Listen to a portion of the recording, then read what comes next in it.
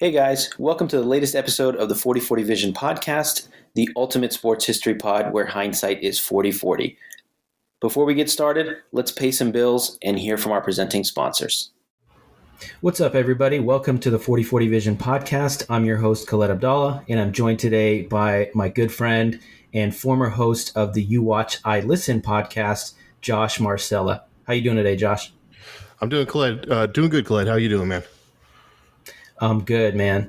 So today's topic is about Michael Vick. We're doing kind of a retrospective on his career and his place in history. And the reason I asked Josh on is because he is one of the few Falcons fans that I know. So I grew up in California. You can imagine I don't know too many people from the Atlanta area or Georgia. But Josh is actually from New Jersey. So Josh, I'm curious to know, man. I like to ask out-of-town fans, how and why did you become a Falcons fan?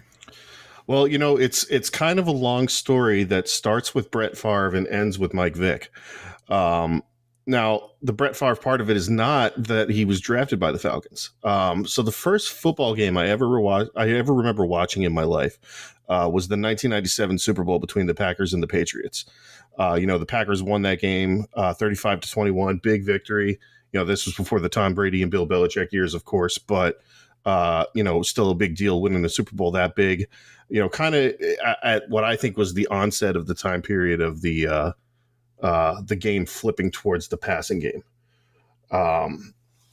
And I kind of, was a little kid. I was like maybe 6, 7, 8 years old at the time. And I was all gung-ho. Let's go. Brett Favre, my favorite player. Woohoo. I made my parents go out, get me the Packers number 4 jersey. I bought the video game that year before Madden became the only game in town with football games for consoles in Quarterback Club 98, and Favre was on the cover of that. And then the following year, they lose that Super Bowl to the Broncos, and I'm like, my little mind is crushed, because I'm a Yankees fan. So I'm like, let's go. We're winning. Everything we do is winning.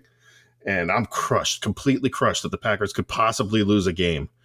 And the following year, the Falcons were in the Super Bowl against the Broncos, and I hated the Broncos at this point because they beat the Packers. So I'm like, all right, I'm going to go with these guys. These guys are my new favorite team, because you're 10 years old, you can do that. I was there. We were never really a football family, so even though I grew up in the shadow of Giants Stadium, the Giants and the Jets really, meant nothing to me because football was not really a thing in our house. So of course, in my first lesson of what would become to be known to me as true Falcons fashion, they go ahead and they lose that game, right? So a couple years go by, and I'm not really watching football. I'm not really caring about it. We got the Yankees. They're doing their three-peat thing, so football's in the back of my mind at this point. And then I start hearing rumblings about this guy, Michael Vick. He's playing quarterback at Virginia Tech. He's running all over the field. He's got a cannon for an arm. And what do you know? The Atlanta Falcons, my last favorite football team, just happen to have that number 1 overall pick and are probably going to take him. So at this point, I'm like, oh, you know what? Let's jump back into football. Okay. And it's kind of history from there. Yeah. So, it's as good a reason as any, I think, to pick a football team. You're a kid, whatever reason, you like the colors, or it just so happen that they're playing against your team that you hate. So it makes sense. And you mentioned that you heard about this guy, Michael Vick, that was at Virginia Tech and running all over the place. What was your first real memory of him? Was it, obviously it was college. Did you get a chance to watch him in college at all? I know we were both pretty young at the time, but I know he was on TV at the time. Not really. It was still, football was just kind of word of mouth to me at that point. I didn't really get my first experience watching Michael Vick until his second season in the league when he took over as the starter. And I remember, I think the thing that everybody remembers is that first game where he just went off against not the first game, but the first game where he went off, that Week 12 game against the Vikings. He ran for 173 yards on only 10 attempts. And it was, I remember it just being crazy watching it. The way he was just making defenders miss. He was spinning, he was juking, he was all over the field. And I was just, in my mind, I was completely in awe. because to me, the quarterback, from the Super Bowls that I had watched before that, was just a guy who stood back there. He threw the ball. He handed it off to the running back. I'm not used to seeing this kind of player who's, kind of doing it all himself. Yeah, it's not. Maybe nowadays this is pretty common, which of course but the fact that he was the most athletic guy, the fastest guy on the field, like it just didn't jive with what we were used to at that time in that era of the NFL. I mean, maybe Randall Cunningham, but I think we were both way too young to see him in his prime. I mean, I remember watching him on the Vikings teams much later in his career, but he wasn't that same type of dude. He had more like the track speed where he had that long strides versus Vick was just explosive. I mean, it's comparable to Lamar Jackson. I think he was a little smaller, a little more compactly built. So he looked like a running back out there, and he had this just cannon of an arm. So he was revolutionizing the game at the time to bring football to where it is now. So, I mean, I think you mentioned his first big moment in the regular season. I think for most people, when he really burst onto the national stage was when he went into Lambeau and just kicked the shit out of the Packers. Yeah. What do you remember about that game? I think that was his second or maybe his second year starting as a full-time starter. No, that was his first year starting. Okay. Because he was his second year that he was supposed to be the starter was when he broke his leg. Got it. That's right. So yeah, what do you remember about that game? I just remember thinking that this guy is going to be the future of the NFL. Obviously things went the way that they went, and we're going to dive into that a little bit later on, I think. But you've got that classic quarterback in Brett Favre. You've got that guy who's, he's going on to set records. He is a Super Bowl winner. He is an MVP, and he just got embarrassed in his house by this young kid who's doing something that nobody's ever seen a quarterback do before. I'm right there with you. Yeah. That says a lot about the potential that Vick really had. Yeah, and I think at that point, like you said earlier, I mean, the quarterback was not that most athletic guy on the field. It just wasn't something that we saw. We never saw a guy take over a game like that with his legs the way that Vick did. I think he rushed for over, maybe 70 yards in that game, but he took over the game with his feet, and it just became such a weapon that teams couldn't find a recipe for or an answer for at the time. So you brought up the fact that he broke his leg the following year. So he breaks his leg in preseason, and then he makes the NFC title game. What do you remember about the season where they're almost on the precipice of making the Super Bowl? I remember the disappointment I felt watching that game. I don't think that they would have beaten the Patriots that year. Those were such stout defenses back then, and Belichick was so smart. And I think he would have figured out a way to neutralize the running ability of Vick. But I just remember going into that game, I'm from New Jersey, so it's mostly Giants fans, a lot of Jets fans, but there are a fair amount of Eagles fans. I was talking so much trash that week to like 5-6 guys I knew. And I was like, oh, Vick's going to run all over the field. You guys have no chance. McNabb's nothing, all this. And then, I think if I remember right, I don't think they even scored 20 points in that game. That was a cold they got day. handled. Hard field surface. It was not the elements were not in the Falcons' favor, and Philly's defense, they did a number on them.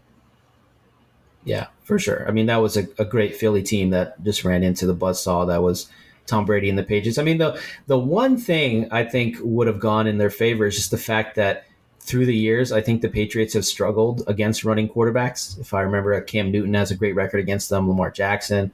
But, that was also the heyday. So maybe the Hall of Famers on the Patriots side would have canceled it out. But so after that NFC title game, he struggles for a few years. The Falcons struggle for a few years. I'm talking about before the unfortunate off-the-field stuff happened. What was the cause of some of these on-field struggles for him and the Falcons? I think there's several factors that kind of led into it. I think that the team itself suffered from a lack of leadership.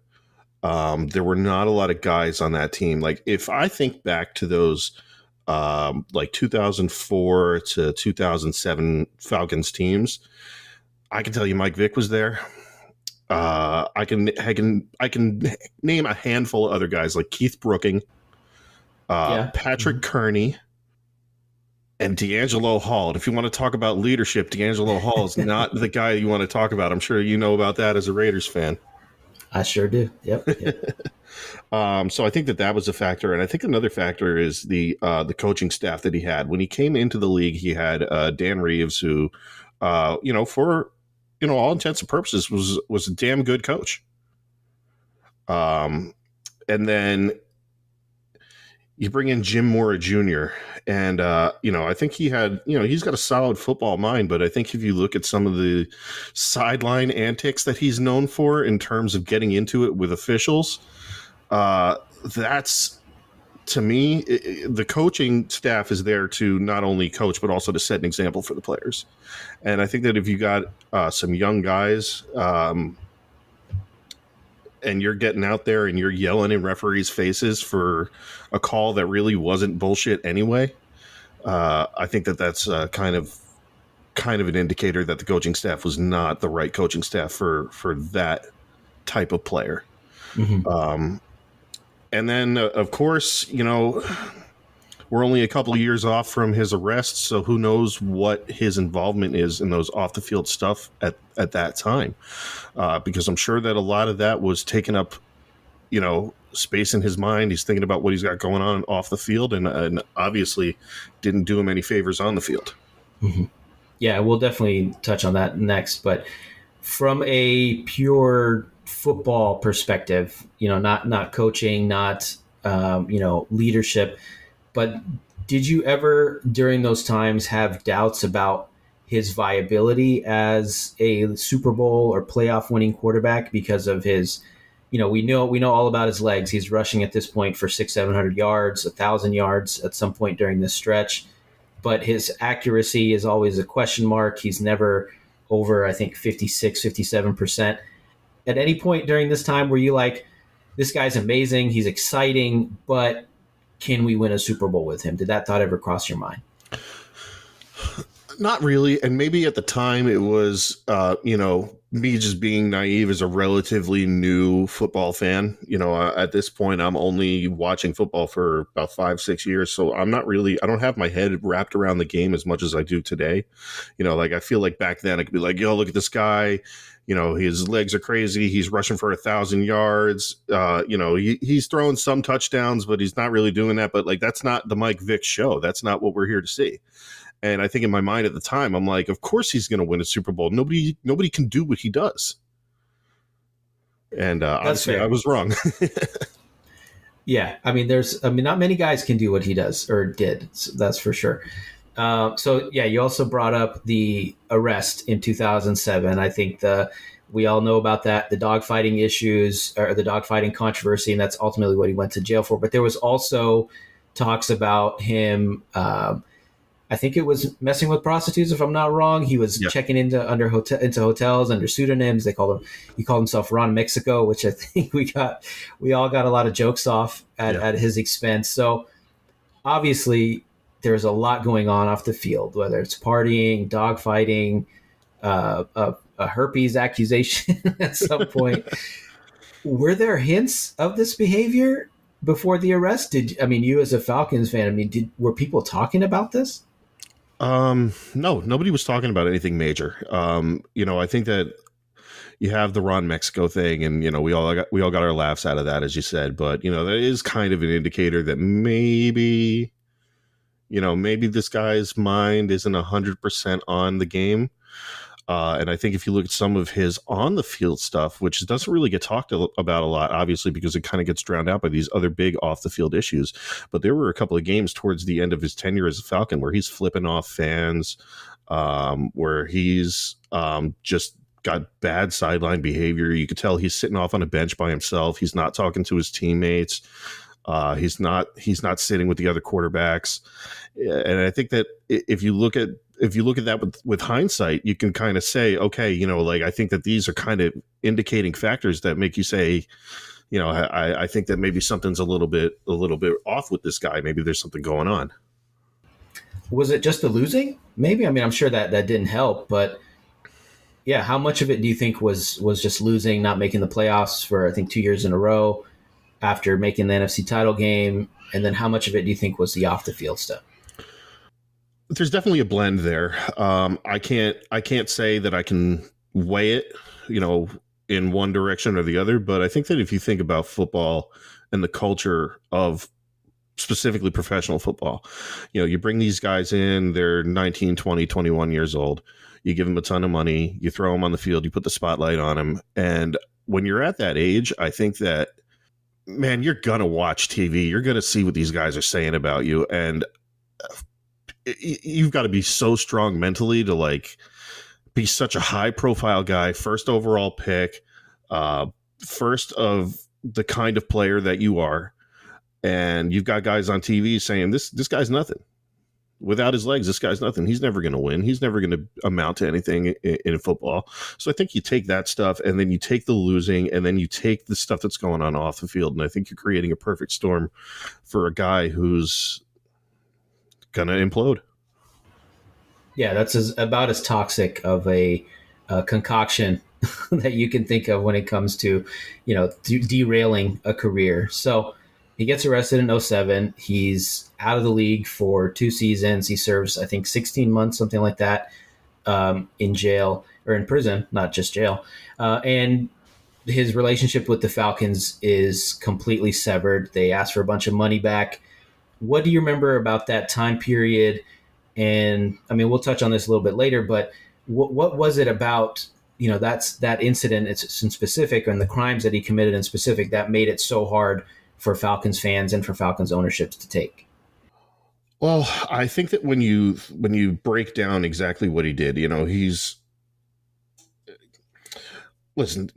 killing any living creature is to me reprehensible. I know that there are different ways to look at that. There's sport, there's food, and then there's something completely different. And this to me is completely different. And if you break down the reports that you've read, the things you've seen on TV, the documentaries, not just that they killed the dogs, but how they killed the dogs and all these different things. And I think that is kind of a tough pill to swallow for a lot of people. Even to this day, you still have people that'll, I'll never forgive Michael Vick. I'll never patronize anything he is tied to. I'll never buy a Michael Vick jersey. I'll never do this. I'll never do that. And, we can get into a whole different kind of discussion of whether that's the right mindset or not. Me personally, I believe that Michael Vick has been rehabilitated. And, that old argument of, he wouldn't have been rehabilitated if he didn't get caught. It's like, well, there's a whole different type of conversation that we can have. There's a whole different avenue that we can go down. And I don't think that that's what we're here to do today. But, you got to look at things from different perspectives. You can't just look at things from your own lens. If you look at things from your own lens, then you're going to create a lot of problems for not only yourself, but I think the other people around you. But getting back on topic, I think that kind of, at the time, how shocking it was and how big it was in scope. If the Falcons were to say, you know what, this is our guy, we believe in him, we believe that he can get himself help, and we believe that he can get himself rehabilitated, he's going to do his time, he's going to pay his debt to society. I think that even if they put it out there in that lens, you're still going to get so much intense backlash. And as a business, because at the end of the day, football's a business, you can't take that risk. Yeah, exactly. I mean, he was the face of the franchise. He was, to an extent, the face of the NFL. I mean, he's on the cover of Madden. He's one of the most exciting athletes. He has a signature shoe, which is insane to think about, a quarterback having a signature shoe, which I think was all the rage when I was in high school, at least. So, yeah, he was an exceptionally popular guy. And then to do all this, everything comes crashing down. And it's understandable that, again, given the nature of the crimes, given the visceral reaction that a lot of people had to the reports and the details and all the things that he did, it's understandable for Atlanta to go through with it and to basically, remove him essentially from the team completely, basically end all ties with him. I think they've done some work like recently to rebuild that relationship. But so after the suspension, after his prison sentence, he comes back to Philadelphia of all places. Mm-hmm. He has a bit of a career resurgence there. I mean, at any point when you were watching him throw bombs to Deshaun Jackson and hand it off to LaShawn McCoy, were you like, man, I wish he was in Atlanta right now? No. I was happy for him, and I was actively a fan of his at the time. I'm not going to trash the guy. I listened to the words that he said when he came out of prison. I watched his interviews, and I said, you know what? I believe this guy. I believe this man. I don't think that he is lying. I think that he's telling the truth. I think that he has been rehabilitated. I think he understands what he did. But at that time, Falcons go out, they draft Matt Ryan. First pass in the NFL is a 69-yard touchdown. That's my guy. Roddy White, right? Was it Roddy White? No, it was Michael Jenkins. Oh, there you go. But Matt got big. Roddy White, he looked like he was going to be a bust with Vick, and I don't know if that was a chemistry thing between the two of them, because I know that they are friends. They are very good friends. So I don't know if it was an on the field chemistry thing. I don't know if it was a coaching thing, but Roddy became a 10,000-yard receiver with Matt Ryan. He was, for a very short period of time, the franchise leader in receiving yards. That got broke 2 years after he retired by Julio. And there's another guy right there. I think that those guys were my guys. I was happy to root for that team. So while I think if maybe the success wasn't there, well, success, however you want to look at that. Yeah. If that bit wasn't there, then maybe I would have been like, oh man, it would be great to have Vick back. But no, I did not want him back on the team, but I was happy for the success that he found. Yeah, it's a little easier to get over your ex if you're in a great relationship. And I think, you say success kind of maybe a little sarcastically, but it was a successful time. I mean, you guys were in the playoffs just about every year. You made the Super Bowl. You got close to winning the Super Bowl.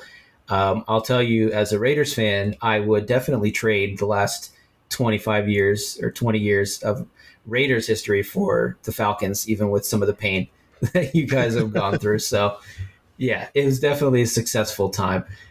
So he becomes a bit of a journeyman. He has a couple years in Philly where things go really well. And then he goes to, I think, New York with the Jets. He goes to Pittsburgh. I mean, at that point, were you ever thinking, maybe we could rebuild the relationship that we have with him and he could ever come back? Or was it just a bridge that, was completely burned at that point? I think as an active player that bridge was burned and not able to be rebuilt, because you're going to have, even if you bring him back as Matt Ryan's backup, Matt has a bad game. You're going to have people, oh, bring in Vick. We want Vick. And, that sort of thing, you could say it doesn't, but that sort of thing gets to players. You got fans in the stands and they're booing you and they're asking for the next guy up. I think that would have been asking for trouble if they were to bring Vick back at that point, even though he was at this point kind of struggling with his age and with him starting to lose a little bit of that mobility. And do you think Falcons fans, I mean, what would you say, like the percentage, I mean, just ballpark it, were basically done with Vick at that point? I mean, I know that dogfighting has some kind of cultural connotations and it's a little more acceptable in certain places of this country than others.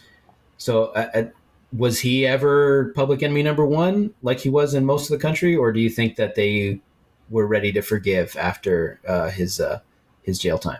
Oh, I think definitely ready to forgive. If anybody was public enemy number one in Atlanta, it was Bobby Petrino.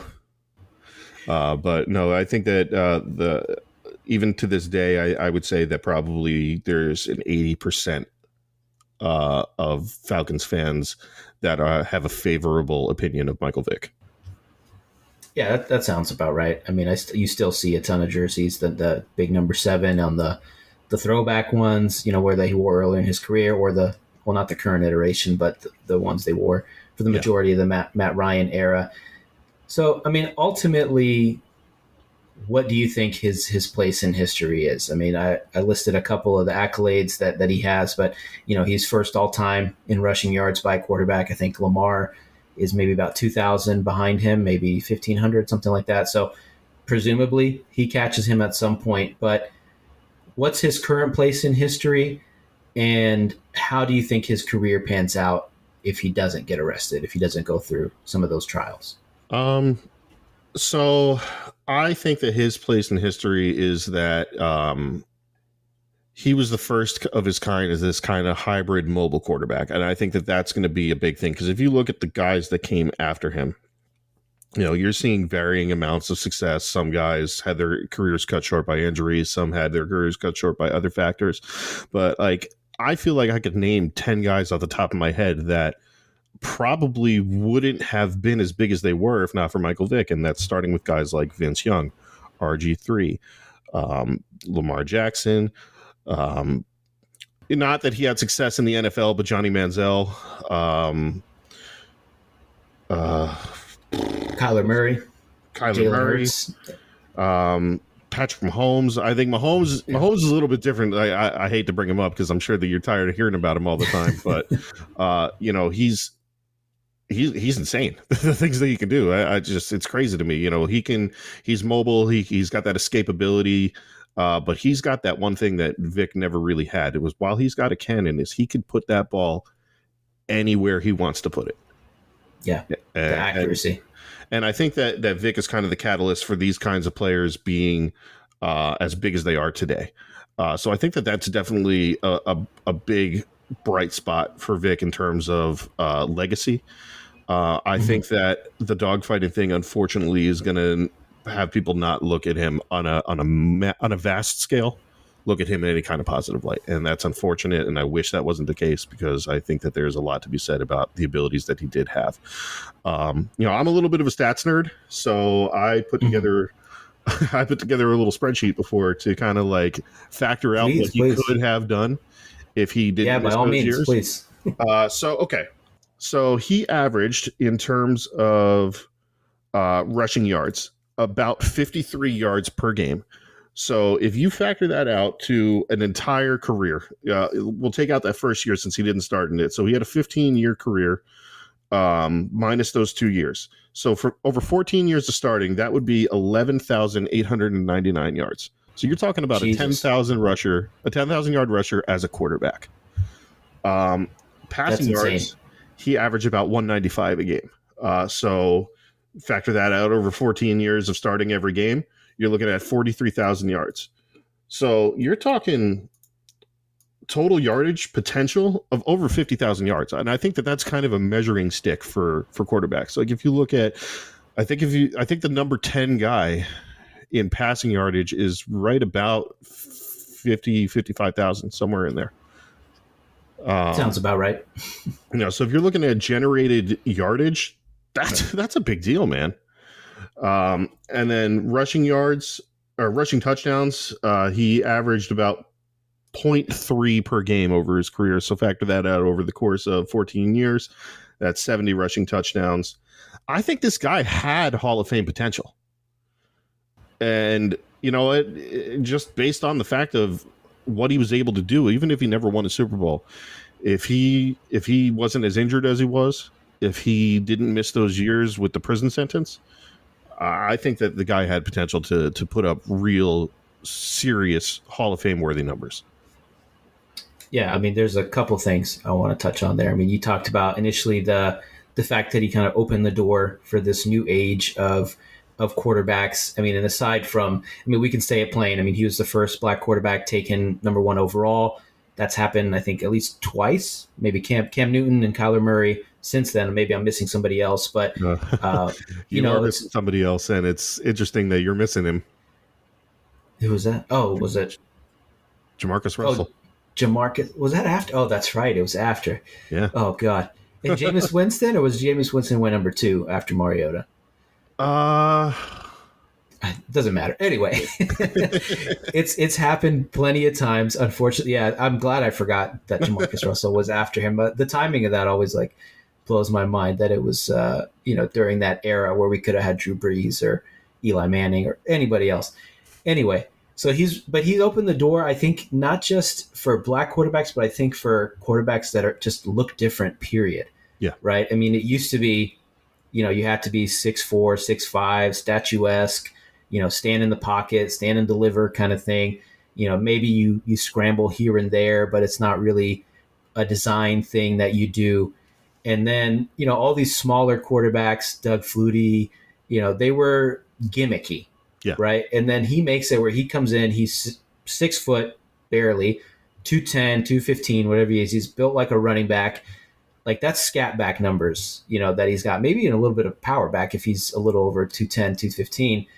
And yeah, so he makes it so that quarterbacks like that are getting looked at. So not just Kyler Murray, not just Lamar Jackson, but you can throw Baker Mayfield in there. You can throw Jalen Hurts in there. Just guys that look different from a body type perspective that bring a little more athleticism to it. So I think he deserves a lot of credit for that, for kind of breaking that glass ceiling. But he also, I mean, in terms of the Hall of Fame numbers, I don't think that's a crazy thing to say at all. I mean, he did have some injury issues, but, early in his career, he really only missed time because he broke his leg. Yeah. It's not like it was a muscle injury. That I feel like when guys are injury prone, it's like the soft tissue stuff. It's like, a hamstring pull or hamstring tear. He rolls his ankles pretty easily. Things like that. Like he just happened to get tackled in a weird way and he broke his fibia, I think it was. So it wasn't as if he was injury prone and he just happened to miss a lot of time because of the off the field indiscretions, we can call it. So yeah, I don't think that's a crazy statement at all. And I think, he's in the Hall of Fame for his records at least, which I think is at least an achievement for his, becoming the first quarterback to rush for 1,000 yards and all this other stuff. So he's at least being, heralded for the things that he did, which is, impressive in its own way, despite some of the things that have gone wrong for him. So, I mean, if you could sum it up, his legacy aside from what we talked about, I mean, anything else that you want to just add about him and his legacy and his place in history? I think that speaking as a Falcons fan, I want to see him in the Ring of Honor in Mercedes-Benz Stadium. They had him come in a couple of years ago. I think they might have retired his jersey, but I can't. No, because Bijan Robinson is wearing 7 this year. Yeah. But I don't remember why they brought him in, but they brought him in for some reason, and there was some fanfare about it. And the reaction was positive from the fans in the stands. So I don't see any reason why they couldn't or wouldn't. Maybe they're going to wait a couple more years, wait for that, whatever residual resentment that he still has from some people to wear off. I don't think that they really need to wait if they're waiting for that. But I'd love to see him in the Falcons Ring of Honor. I think that he meant a lot to the franchise. I think he put the franchise on the map from a certain point of view. The Falcons, there's no two ways about it. I stick with them because, I've become a loyal fan over the years, but they're known for mediocrity and they're known for coming up short. But before Vick, they were really only known as one of the really bad teams in the NFL. Today, there's a totally different perspective on the Falcons. There's a perspective that they're a team that has had success but hasn't found ultimate success. Before Michael Vick, there was none of that. Before that, the Falcons were the equivalent of the Browns, I feel like. Yeah, I mean, he had a chance to really change the cultural perception of the team, and he did. I mean, I want to talk a little bit about his cultural and pop culture legacy, but you mentioned that they brought him in recently, so I was looking it up while you were talking. They honored him and Roddy White in a kind of just a ceremony. It wasn't, they didn't specify what it was for, and they asked Arthur Blank, the Falcons owner, whether he would consider retiring their numbers and placing them in the Ring of Honor. And I mean, he was kind of nondescript for that, kind of like non-committal. He said, we have a process that we have to go through with that. And certainly given their records as Falcons players and their careers, they would certainly be considered for that. So just said, we'll think about it kind of thing. Well, Roddy has since been put in the Ring of Honor. I think it was just a couple of years ago, 2019, right before the season before the COVID season. He was inducted into the Ring of Honor. Okay. But like I said about Roddy before, he was the franchise leader in receiving yards for a hot minute. So that makes sense. Not that Vick doesn't make sense, but I really hope they get him in there because I'd like to see that. Yeah, maybe they're waiting for a little more time in between the eras. I mean, it's been, I don't know, more than 15 years, about 15 years now. So you would think that the time would be right, but I guess, maybe they're just waiting for things to cool down a little bit more. Yeah. Who knows? But I mean, to me, I think his lasting legacy obviously is the stuff we talked about with breaking the glass ceiling for black quarterbacks, for mobile quarterbacks, for showing that, being not a run first guy, but somebody that definitely has that in his arsenal, and some, where you can design an offense around it, is a recipe for success. It's a pathway to playoff victories, regular season victories, to, Super Bowl appearances. I mean, the Eagles just did it last year with Jalen Hurts. Lamar Jackson's been on the precipice. There's a laundry list of guys that are following in his footsteps. But I think off the field, I think he was just really fucking cool, man.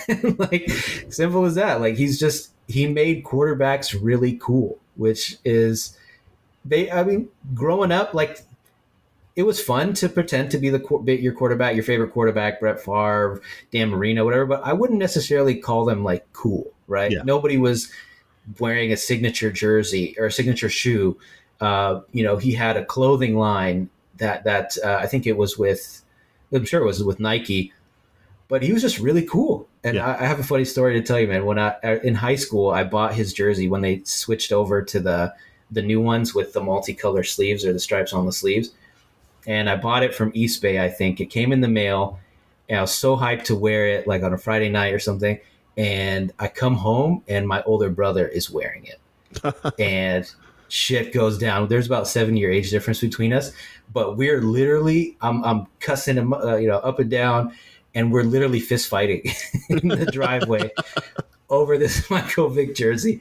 And I promise you that would not have happened if it was John Elway or Peyton Manning or anybody else. So there was just a cool factor. Everybody wanted to be Michael Vick. Everybody wanted to play with him on Madden. And there was like a cultural moment, I think, that we had with Vick. I mean, I'm sure it was the same for you, but yeah, just on his like pop culture legacy, to me, he was like Allen Iverson. He was like the Allen Iverson of quarterbacks. He was just cool.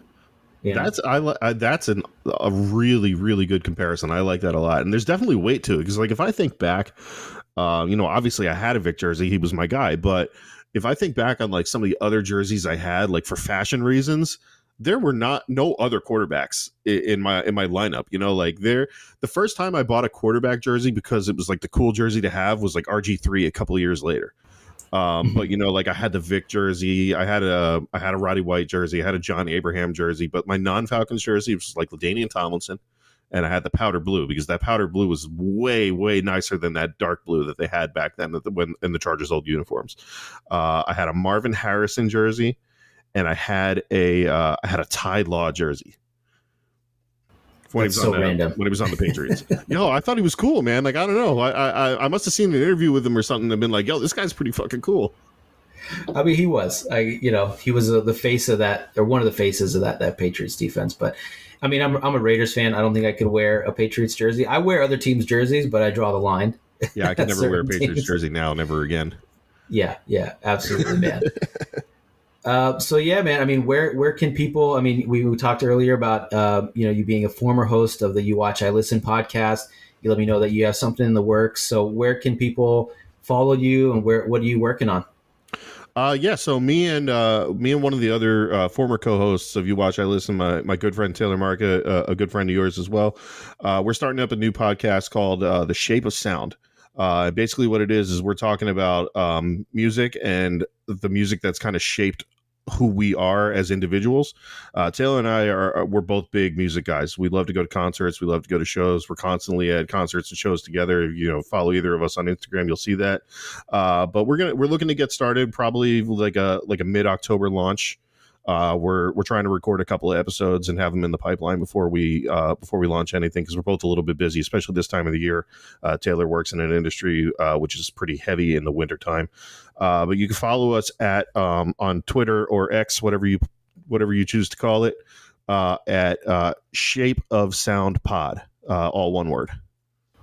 That sounds awesome, man. I'm really all about like evergreen type podcasts. I mean, obviously you can tell from the content we put out is, it's cool to have something that you can kind of pick off the shelf. Like I'm envisioning at some point, when you guys have a couple episodes out, I can scroll through your library and be like, oh, that sounds interesting. Yeah. I'm going to listen to that. It's not like it's going to stay fresh for a while, which is awesome. So thank you, man, for joining. You're obviously a Michael Vick expert, a Falcons fan.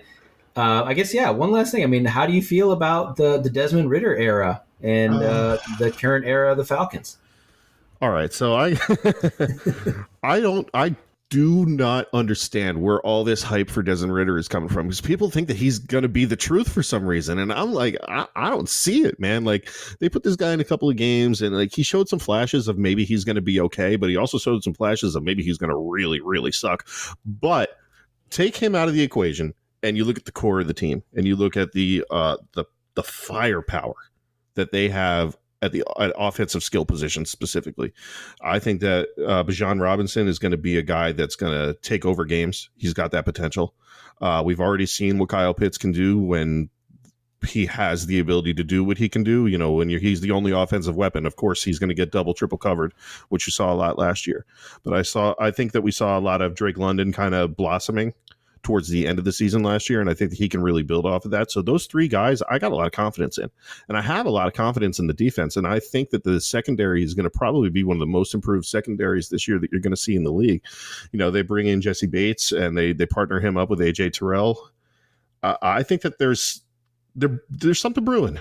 There's something brewing. They need to figure out the quarterback situation. Maybe Desmond Ridder will prove me wrong, and I hope he does. But if he doesn't, then that's just something they need to figure out. But I think that they're kind of on the precipice of maybe